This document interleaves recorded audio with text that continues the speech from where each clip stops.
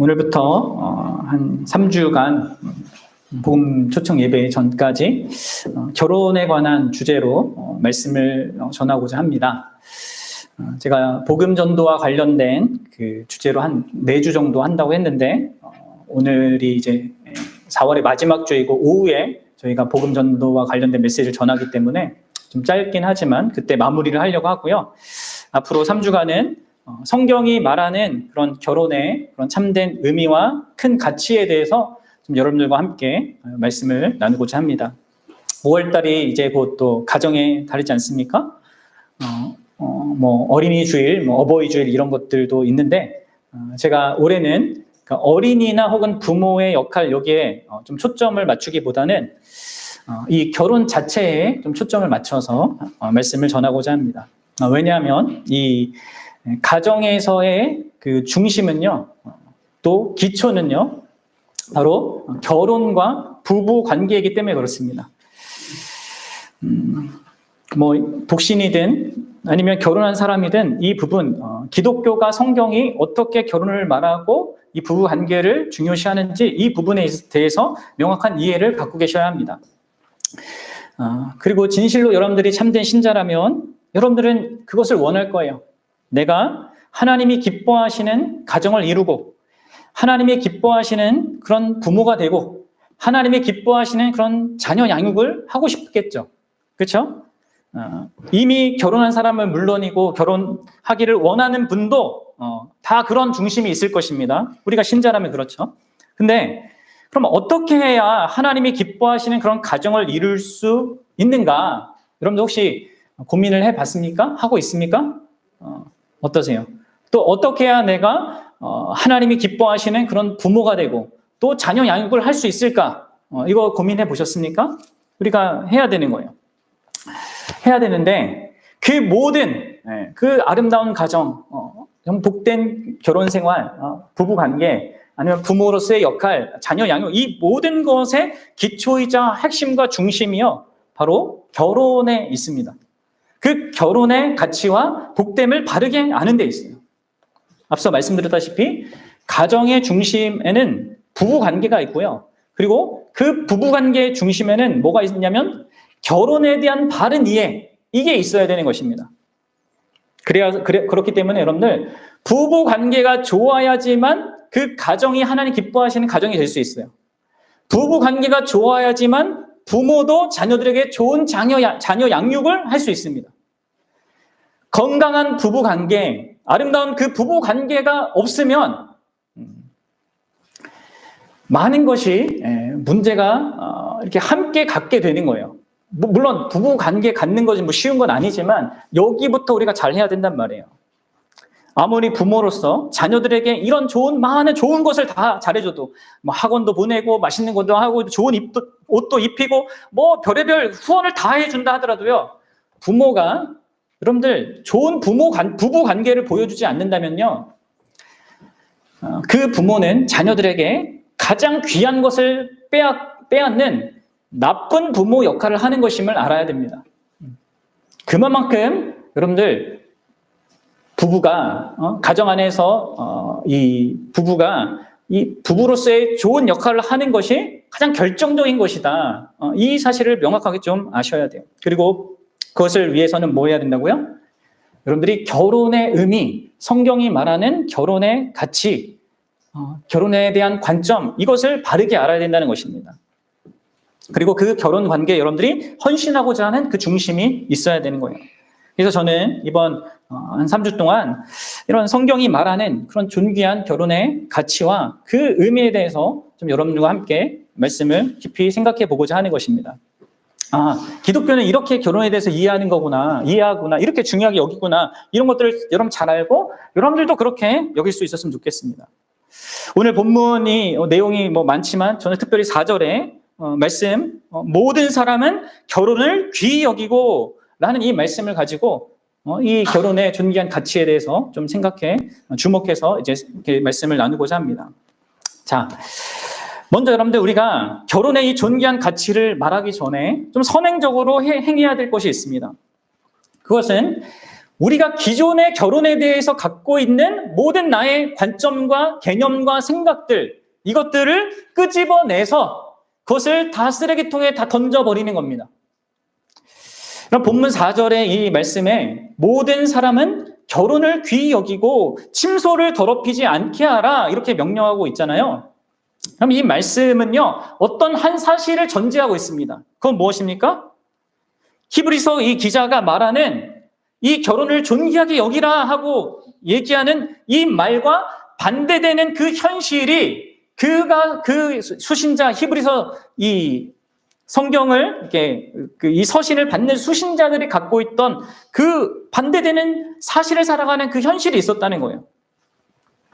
그러니까 쉽게 얘기해서 결혼을 전혀 귀하게 생각하지 않는 그런 문화적이고 사회적인 풍습과 현실이 있었단 말이에요. 히브리서의 이 수신교회가 살아가는 이 고대 사회에서는 특별히 이 그리스 로마 이 시대잖아요. 이 시대는요, 결혼을 아주 가볍게 취급했습니다. 성적인 문란함을 즐기는 것을 당연한 일상으로 여기는 그런 분위기였습니다. 이혼도 아주 그냥 쉬웠는데, 심지어 유대 사회에서든 아니면 유대 사회 밖에 이 로마 사회에서든 일반적으로 그냥 쉽게 했습니다. 특히 그 성적인 문란함은 대부분의 그런 계급에서도 그랬겠지만 상류층 사람들, 그렇죠? 우리가 뭐 로마, 그리스 그 관련된 뭐 영화나 드라마 보면 다 그러잖아요. 성적으로 다 가진 사람들이 다 문란하잖아요. 그리고 그것을 즐기는 것을 이들은 특권처럼 여겼단 말이에요. 심지어 여러 이방 종교들은 자신들의 신전 안에 성녀라고 불리는 여성들을 성전에 두었죠. 그래서 신을 향하여서 어떤 정도의 정성을 들이면 신이 감동해서 이 보답을 주는데 그게 이제 그 성녀를 통하여서 어떤 성적인 즐거움을 갖게 하는 것이었습니다. 아니면 신에 대한 어떤 신이 우리의 인생을 축복하고 나의 삶을 복달라고 하는 그 신을 자극하기 위해서 그 성녀들과 어떤 성적 관계를 맺고 그런 그 쾌락과 그런 희열 속에서 신도 같이 감동할 거다 하는 식으로 해서 그 어떤 종교 활동을 하는 그런 일들도 아주 일반적이었습니다. 그러면 이렇게 문란하고 진짜 이렇게 결혼에 대해서 정말 너무나 가볍게 생각하는 이런 현실이 있었단 말이에요. 그리고 이때 당시는 특히 가부장적이고 남성 위주의 사회이지 않았겠습니까? 특히 이제 남성들이 큰 문제였죠. 이 결혼에 대해서 아주 쉽게 생각하고 쉽게 이혼을 자기가 마음대로 결정하고 그냥 또 결혼하고 막 이렇게 했단 말이에요. 그리고 그로 인해서 많은 여성들이 고통을 당하던 그런 시절이었단 말이에요. 근데 이런 분위기와 사회적인 맥락 속에서 이 말씀은 진짜 엄청난 그 사회의 그 심각한 현실을 완전 깨트리는 완전히 역행하는 그런 말씀이었다는 거예요. 그 당시 갖고 있었던 결혼에 대한 그런 관점과 태도를 전적으로 바꿔버리는 뒤집는 그런 얘기였다는 것이죠. 명령이었다는 것이죠. 앞서 여기에 나오는 1절부터 나오는 이 모든 명령이 사실 다 그렇습니다. 그런데 이 결혼 명령은 더 그런 거예요. 그래서 여러분들 우리가 결혼을 존귀하게 여기기 위해서 먼저 해야 될 일이 그겁니다. 기존에 내가 갖고 있는 모든 결혼에 대한 생각들, 기대들, 바람들 그런 것들을 다 여러분들 끄집어내서 내버려야 합니다. 그럼 우리가 보고 들은 것이 있습니다. 우리가 경험한 것이 있습니다. 결혼에 대해서 이해하고 그 의미와 가치에 대해서 나름대로 생각하는 자기 정의가 있습니다. 개념이 있잖아요. 그렇죠? 여러분 주로 어디에서부터 여러분들의 결혼에 대한 이해를 갖습니까? 관점을 갖게 됩니까? 여러분들 주로 가정에서 부모님을 통해서 본 거, 그렇죠? 아니면 여러분들에게 지금 제일 영향을 많이 미치는 건 뭐예요? 미디어입니다. 영화나 드라마. 거기에서 본 것에 의해서 결혼은 이럴 거야, 이래야 돼, 뭐 결혼 좋은 거야, 나쁜 거야 이런 생각들이 다 여기 있단 말이에요. 자신의 어떤 사고 체계에 이런 결혼이라는 것이 어떤 개념과 틀로 자리 잡고 있는 것이 있어요. 그래서 나 교제는 누구랑 하고 어떻게 해야 되고 사귀는 것은 어때 해야 되고 이 관계 속에서 결혼은 어떻게 진행되고 또 결혼 생활을 어떻게 해야 되는가 이런 나름의 다 생각들이 있단 말이에요. 근데 여러분들 그것에 대해서 여러분 분별을 해야 됩니다. 그것이 진짜 하나님의 말씀에 합당한 그런 관점으로 갖는 어떤 것인지를 보셔야 됩니다. 그럼 그렇지 않으면요, 사람은 좋은 결혼을 할 수도 없고, 결혼을 해서도 복된 결혼 생활을 영위할 수 없습니다. 두 사람이 모두가 그렇든 한 사람이 그렇든 몇십 년 동안 계속 괴로움 가운데 살고 서로 상처 주며 살고 결국 갈라지는 그런 불행을 경험할 수 있게 되는 거죠. 그래서 여러분들 둘만 상처받습니까? 함께하는 자녀들도 같이 상처받는 거예요. 여러분들에게 있는 그런 결혼에 대한 어떤 고정관념, 생각들, 이런 거 뭡니까? 오늘날 사람들이 흔하게 얘기하는 게 뭐예요?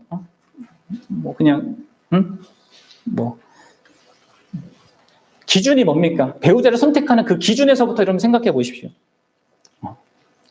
외모, 키, 재산, 돈, 그리고 요즘에는 제일 중요하게 보는 게 뭔지 아세요? 요즘에는 사람들이 대부분 보는 게 성격 이렇게 얘기합니다. 근데 다 이혼하는 이유가 뭐예요? 성격 보고 결혼했는데 이혼하는 이유가 성격이 안 맞아서. 말만 통하면 된다. 이런 개념들이 있단 말이에요. 또 오늘 젊은이들에게 흔한 거는 결혼과 연애는 다르다. 결혼할 상대 다르고 연애할 상대 다르다. 이런 생각들. 또 나는 사랑만 있으면 돼.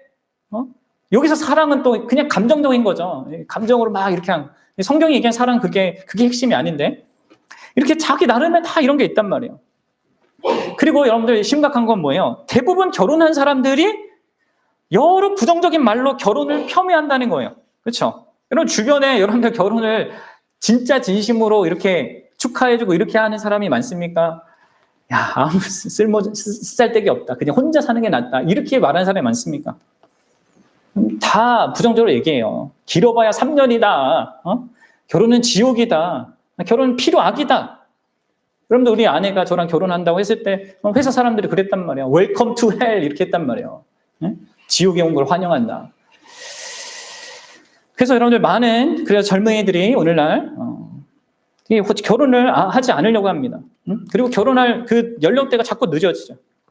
게다가 지금 한국 사회는 심각해요. 최저 수준의 혼인일 뿐만 아니라 OECD 국가 중에서 이혼율이 최고 수준입니다. 이게 뭐예요 다 여러분들. 결혼에 대한 우리의 왜곡된 모든 경험 가운데 생기든 간접적이고 직접적인 경험 가운데 생기는 이런 모든 것 때문에 그렇단 말이에요. 근데 여러분들 아십니까? 하나님은요 결혼을 심히 좋았다라고 말씀하셨어요. 그냥 결혼에 대한 이 하나님의 관점을 우리가 가져야 합니다. 그리고 그러기 위해서 이런 내가 기존에 갖고 있는 그 관점들이 이게 온전하지 못하다는 것을 아셔야 돼요. 버려야 됩니다. 과거 히브리서 수신자들만 그렇게 해야 되는 것이 아니라 오늘날 같이 이런 모든 세상의 영향을 받고 있는데 우리도 그렇게 하고 바른 결혼에 대한 가치관을 세워야 합니다.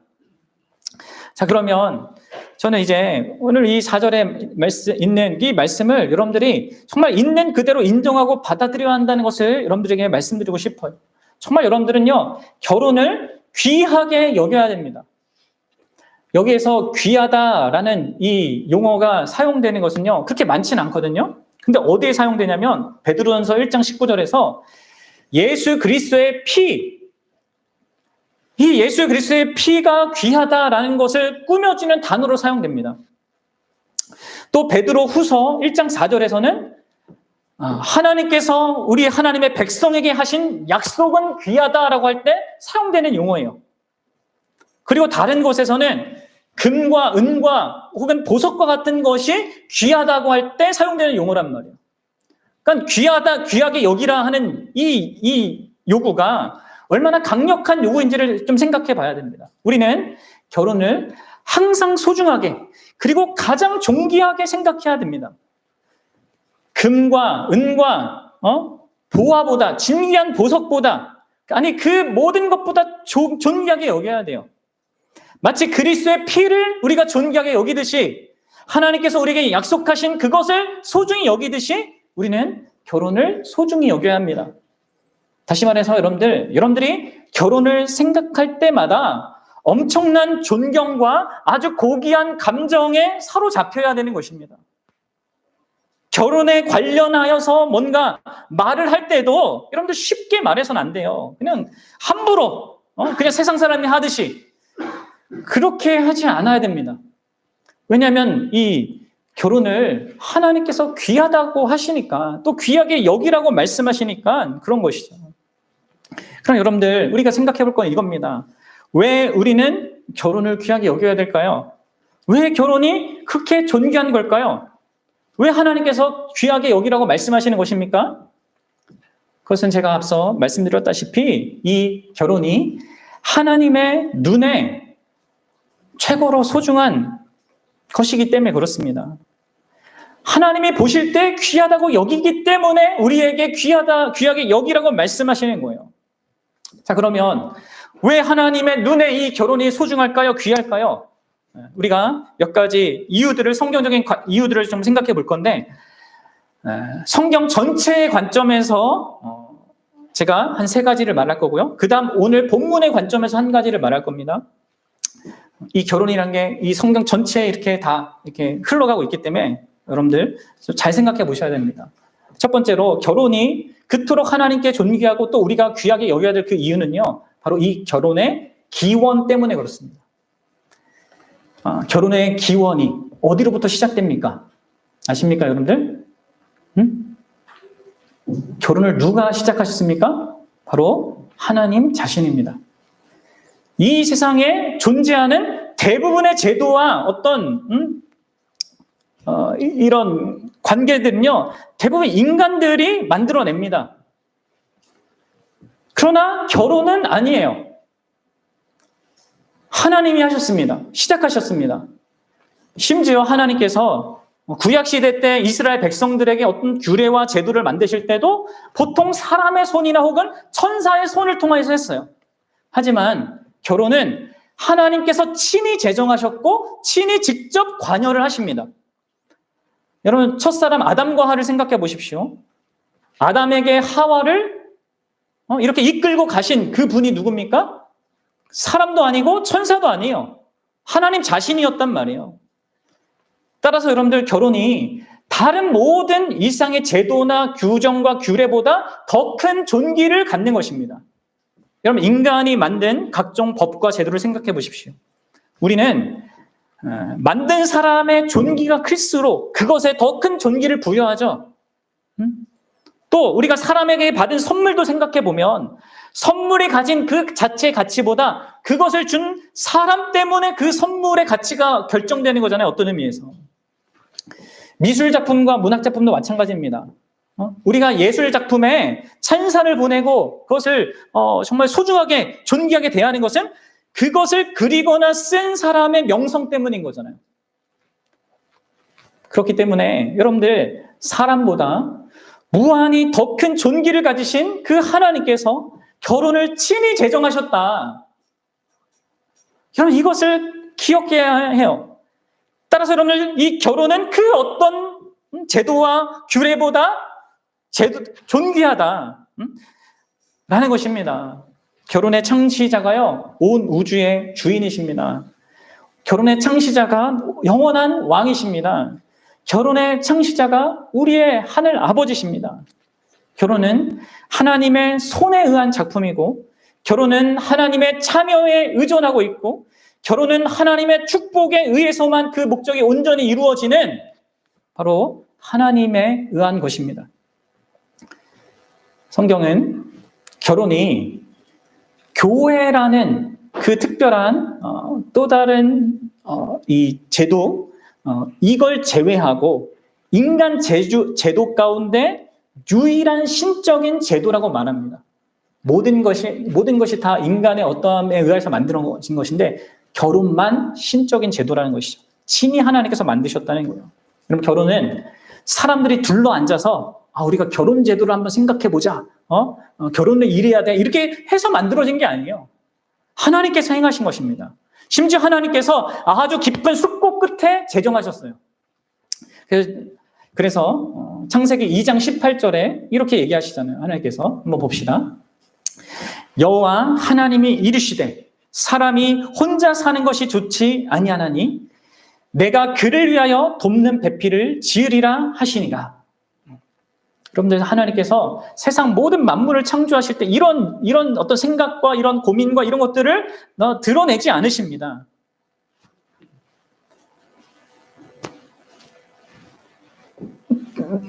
이 수컷과 암컷 이렇게 다 만들었잖아요. 그 동물들도 다 무슨 생물들도. 근데 그런 부분에 있어서 하나님께서 무슨 자기의 견해와 생각을 내시지도 않습니다. 그러나 남녀가 하나 되는 이 부분에 있어서 삼위일체 하나님께서 서로 의견을 나누신단 말이에요. 그리고 그를 위해서 내가 돕는 비필을 짓겠다는 결단을 내리시고 곧장 남자를 위해서 여자를 만드시는 일을 한단 말이죠. 그래서 여러분들 아셔야 돼요. 이 결혼이 진짜 하나님께로부터 시작됐구나. 그리고 여러분들 바로 이런 의미에서 결혼이 하나님께서 만드셨다면 우리는 하나님께서 결혼 안에 두신 그 규칙과 규정을 따라야 되는 것입니다.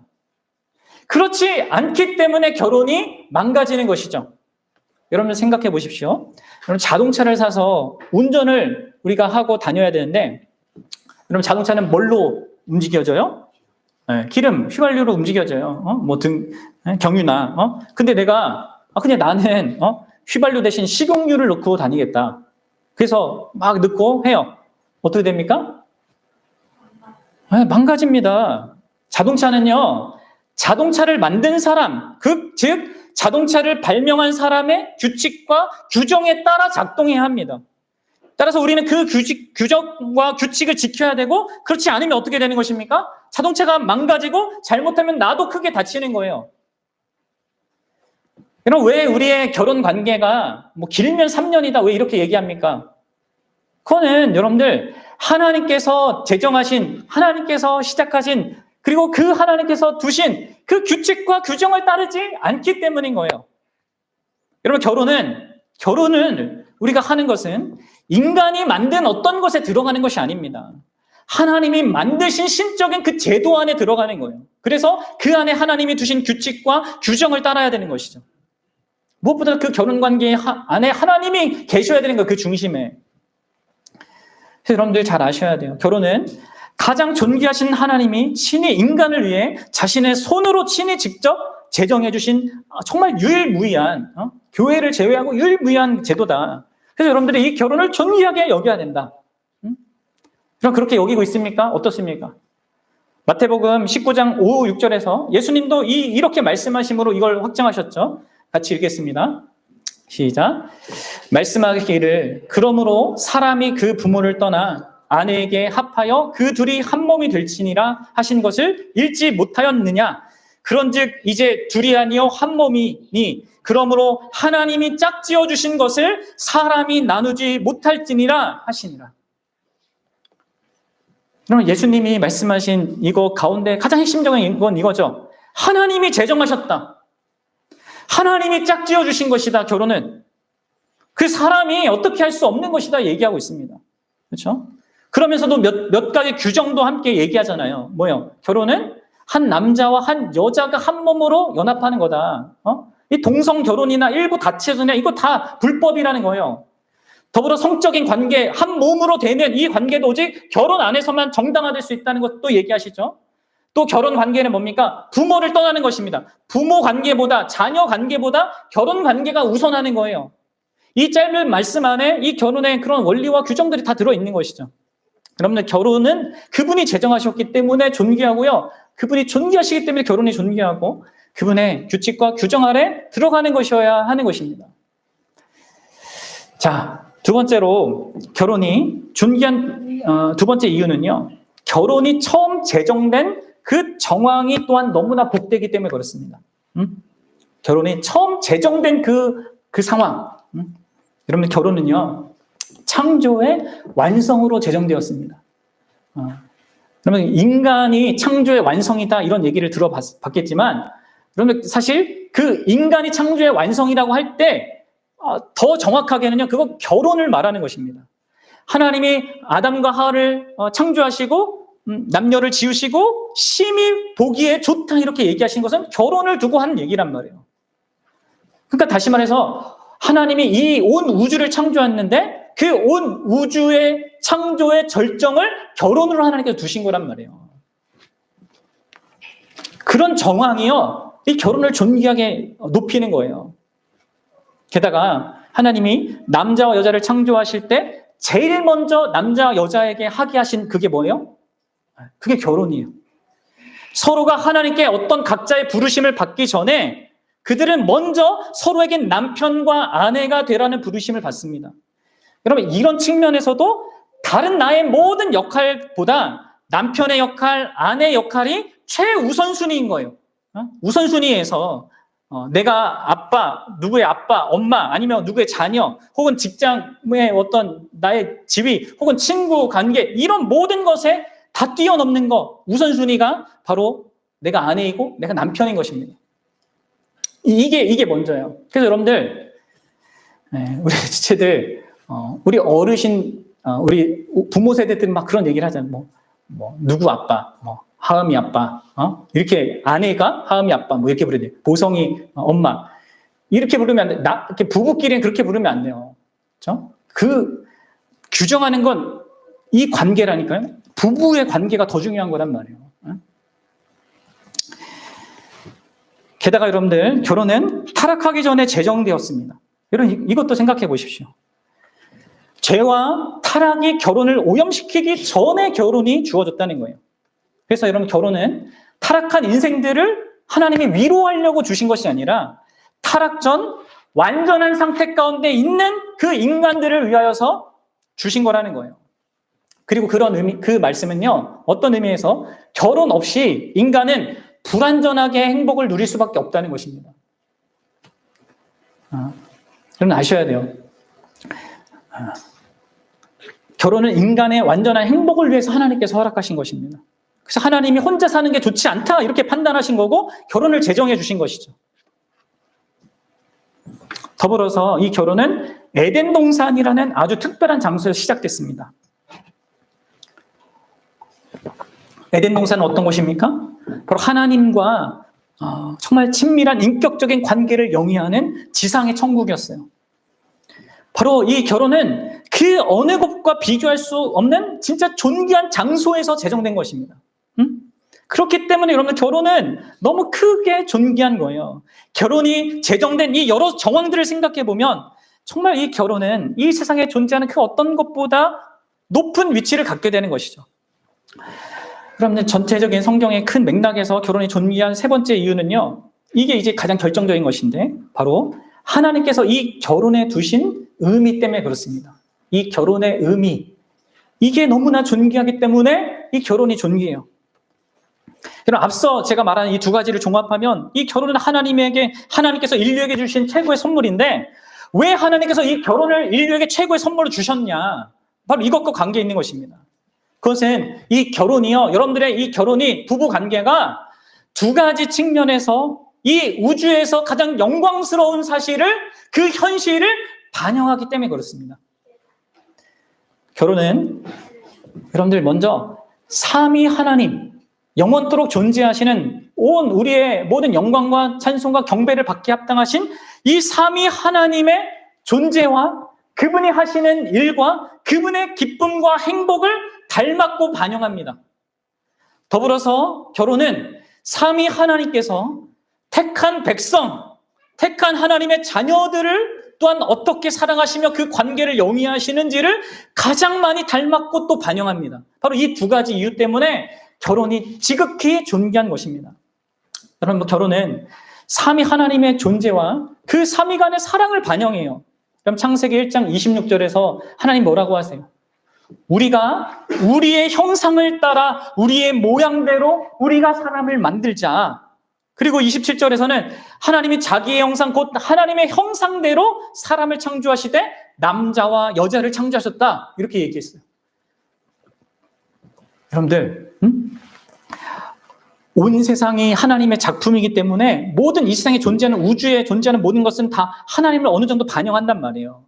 그렇죠? 근데 여러분들 이 결혼은 하나님을 가장 많이 드러내는 거예요. 하나님 대신 우리가 믿는 하나님이 어떠한 분인가를 최고로 온전하게 드러내는 것이 결혼이고, 그 결혼 관계에서 특별히 부부 관계란 말이에요. 그렇기 때문에 무한히 존귀한 것입니다.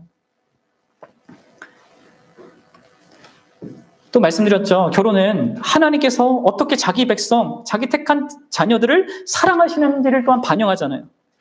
그래서 여러분 구약 성경에 등장하는 이스라엘 백성들은 하나님의 신부로 불려집니다.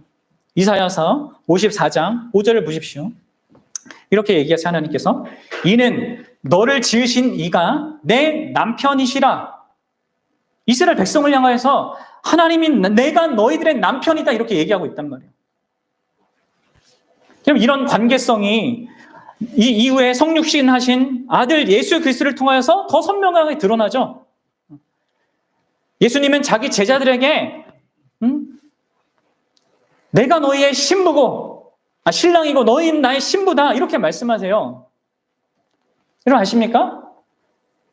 예수님께서 구원 사역을 위해서 기적을 처음 베푸신 장소가 어딘 줄 아십니까, 여러분들? 어디예요? 가나의 혼인잔치예요. 결혼이 있는, 결혼 언약이 시행되는 그곳이었단 말이에요. 우연이 아닌 것이죠. 그럼 이후에 사도 바울은 자신이 하는 사역이 사람을 정결한 처녀로 한 남편인 그리스도께 드리려 중매하는 역할을 하는 거다. 복음을 전하는 게 사실 그런 역할이에요. 중매 역할하는 거예요. 이렇게 말한단 말이에요. 에베소서에는 뭐라고 얘기해요? 결혼이 그리스도와 교회의 그 관계를 드러내는데 그것의 영광을 드러내는데 이 결혼의 의미와 가치가 있다. 이렇게 얘기해요. 마지막 요한계시록은 어떻습니까? 여러분들 예수 그리스도께서 다시 오시는 그 재림하는 날 우리가 맞이하는 그 새하늘과 새 땅에서 우리가 가장 처음 하는 것이 무엇입니까? 바로 혼인잔치에 참여하는 것이에요. 여러분 창세기 여러분 1장부터 요한계시록 끝까지 이 결혼이라는 그 가치와 그것이 담고 있는 의미가 가장 중요한 것으로 쭉 흘러가고 있단 말이에요. 보십시오. 이 결혼이 어떻게 하나님 자신의 영광과 그 행복과 기쁨과 그것을 드러내고 있고 하나님께서 어떻게 자기 백성을 사랑하는가를 드러내는 것으로 있는지 그렇기 때문에 여러분들 결혼이 정말로 크게 존귀하고 영광스러운 것입니다. 그래서 하나님의 눈에 이 결혼이 너무나 존귀한 거예요. 그럼 어떻게 신자가 내가 참된 이 하나님을 믿는 신자가 이 결혼을 소중히 여기지 않을 수 있겠습니까?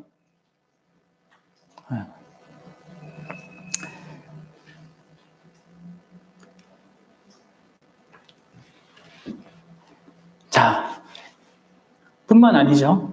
제가 이제 본문에 근거한 한 가지 사실을 말씀드린다고 했죠. 결혼이 존귀한 네 번째 이유는요. 실질적으로, 현실적으로 우리 믿는 자 한 사람이나 아니면 우리의 이웃, 아니 더 나아가서 이 세상에 결혼은 아주 근원적인 유익을 가져다 줘요.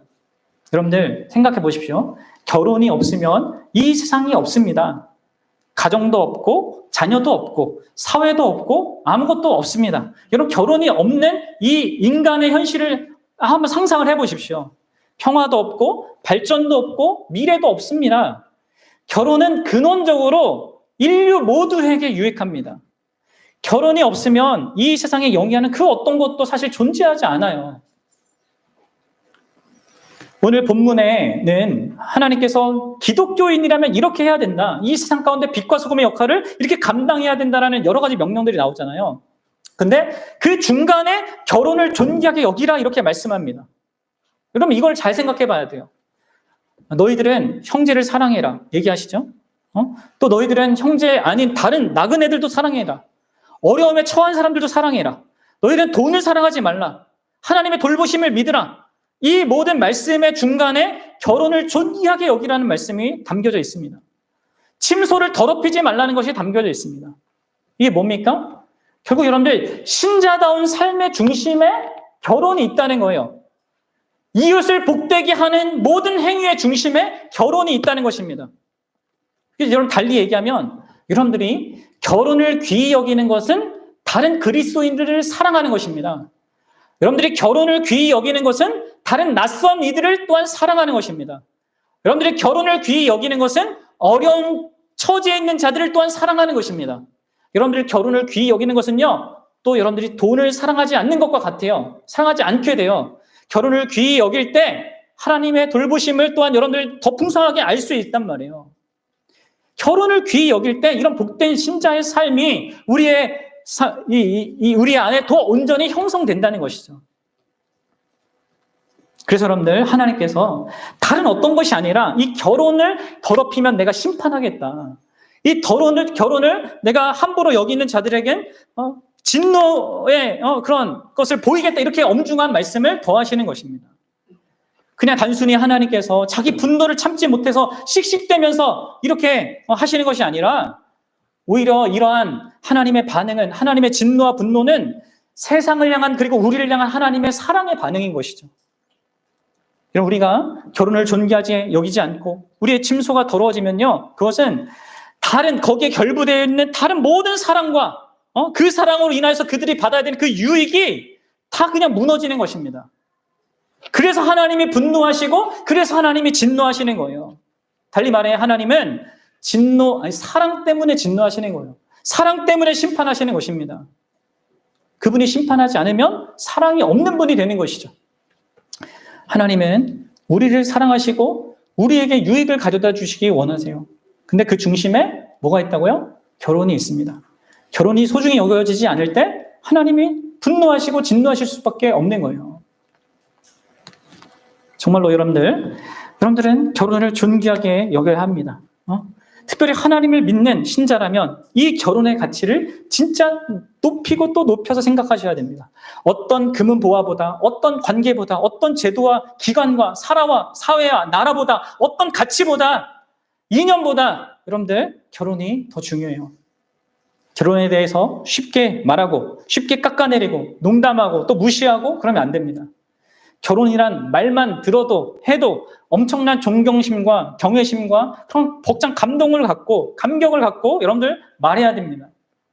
아무리 세상 사람들이 결혼에 대해서 이런저런 말을 하고 내가 경험한 것이, 결혼에 그런 경험한 것들이 부정적이더라도 그런 모든 것들을 말씀으로 여러분들 부인해야 돼요. 그걸 수용해서는 안 됩니다.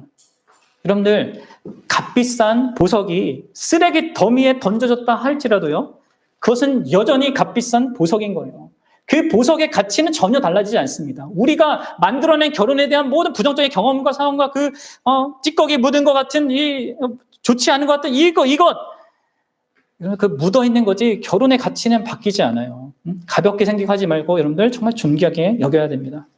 그래서 여러분들이 결론적으로 여러분들 결혼이 그렇게 존귀하다면 우리 믿는 사람들은요, 이렇게 대해야 됩니다. 구체적으로 오늘날 많은 사람들처럼 너무 쉽게 그 결혼 관계 안으로 들어가면 안 돼요. 결혼의 그 엄청난 가치와 의미, 자기에게 요구되어지는 그 하나님의 뜻에 대해서 생각하지도 않고 결혼 안으로 들어가는 것은 잘못된 것입니다. 하나님께서 남편과 아내 그리고 각자에게 원하시는 것과 그 안에서 직면하게 될 그 어려움들을 전혀 생각하지 않고 그냥 사랑의 감정만 갖고 한다는 것은 안 되는 것입니다. 여러분들, 좀 더 제가 이제 결론적으로 구체적으로 어떻게 결혼을 특별히 준비하는 사람들, 결혼에 들어가야 되는 사람들을 향하여서 내가 어떻게 준비하는 것이 이것이 결혼을 존귀하게 여기는 것인가를 결론적으로 짧게 적용적으로 말씀드리겠습니다. 다음에는 이제 이미 결혼한 사람은 어떻게 이 결혼을 존귀하게 여겨야 되는가를 다룰 거고요. 오늘은 결혼을 들어가기 위한 그 존귀한 결혼을 들어가기 위해서 내가 어떻게 존귀한 마음을 갖고 준비를 해야 될까, 이 부분을 결론적으로 짧게 정리를 할게요. 여러분들, 첫째로 여러분들이 하셔야 될 것은요, 참된 신자 중에서 배우자를 찾아야 됩니다. 여러분들, 세상이 들으면 일종의 편견처럼 보일 수 있겠지만 여러분들, 기독교 신앙을 함께 공유하지 않는 사람과는요, 진정으로 깊은 인격적인 관계를 지속적으로 맺을 수가 없습니다. 결혼 생활이 진짜 행복하려면 서로 진심으로 마음 중심에서부터 말이 통해야 되거든요. 근데 신앙이 같지 않으면 그럴 수가 없어요. 이런 성경이 말하는 결혼의 가치와 의미와 그 소중함을 같이 공유하지 않고는 이 결혼을 같이 갖고 갈 수가 없다는 거예요. 게다가 여러분, 신앙이 다른데 배우자의 관계가 깊어지잖아요. 그럼 어떻게 되는지 아십니까? 여러분들 생각과 마음 속에서 예수님을 자꾸 주변으로 밀어내게 돼 있습니다. 그래서 여러분들, 바울은 믿지 않는 자와 멍에를 함께하지 말라고 그렇게 권고한 것입니다. 그래서 여러분들, 그냥 교회 다니는 사람이면 된다 이렇게 생각하면 안 됩니다. 진짜 거듭난 그리스도인 예수 그리스도를 인격적으로 만난 그 신자인 배우자를 찾으셔야 됩니다. 그리고 그렇게 하기 위해서 여러분들 뭐 해야 됩니까? 진짜 서로 많이 대화해야 돼요. 많은 문제를 놓고 많이 서로 깊이 대화해야 합니다. 서로의 생각과 신념과 느낌과 행동에 대해서 최대한 서로 알아가야 됩니다. 둘 사이에 비밀이 없게 해야 되고, 결혼이 서로에 대한 무지가 아니라 신뢰에 기초하도록 그렇게 많이 말해야 되는 거예요. 특히 영적인 부분에서 많이 대화를 나눠야 돼요. 함께 많이 기도하고 생각하고 성경을 배우고 공부하고, 그래야 해서 여러분들이 같은 신앙적인 관점을 가져야 되는 거예요. 그럼 이것을 억지로 하거나 혹은 부수적인 문제로 여기고 미뤄서는 절대 안 됩니다. 특히 우리 솔로들은 특히 우리 여성들은 속지 말아야 돼요. 내가 결혼하면 같이 신앙생활 잘하겠다. 이 말 절대 믿어서는 안 됩니다. 결혼 전에는, 그 전에 내가 같은 방식으로 하나님을 바라보고 예수님을 바라보고 성령님을 바라보는지, 신앙의 모든 것에 대해서 같은 이해를 갖는지, 교회에 대한 같은 마음을 갖는지를 확인해야 돼요. 이 영적인 문제에 대해서 여러분 서로 다른 방향으로 움직이면 결혼 생활은 매우 힘듭니다. 매우 고통스럽습니다.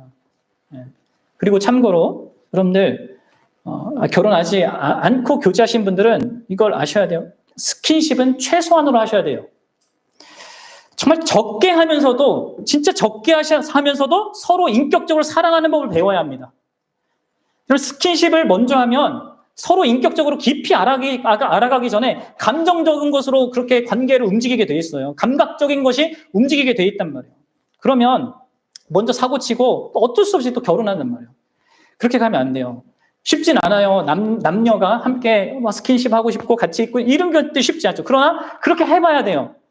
나의 감각을 만족시키는 것을 사랑하는 것이 아니라 그 사람의 인격적인 요소를 사랑하는 거 있잖아요. 그것을 함께 배워가야 돼요. 외적인 무엇이 아니라 그 사람의 마음을 보고 사랑하는 것이 있어야 된다는 거예요.